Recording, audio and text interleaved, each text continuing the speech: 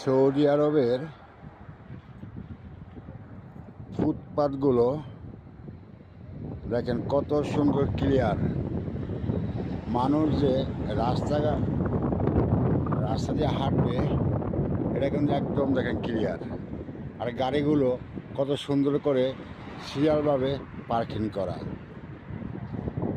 কিন্তু বাংলাদেশে আপনি এরকমের ফুটপাত পাবেন না যে ক্লিয়ার আছে পাবলিকের জন্য হাঁটার জন্য।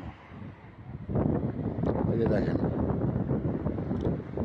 এপাশে যদি দোকানপাট নাই, কিন্তু যেখানেই দোকান আছে সেখানেও কিন্তু আপনার এই ফুটপাতগুলো একদম আপনার যত দূর চোখ যাইবে আপনি এর ভিতরে কিচ্ছু পাবেন না।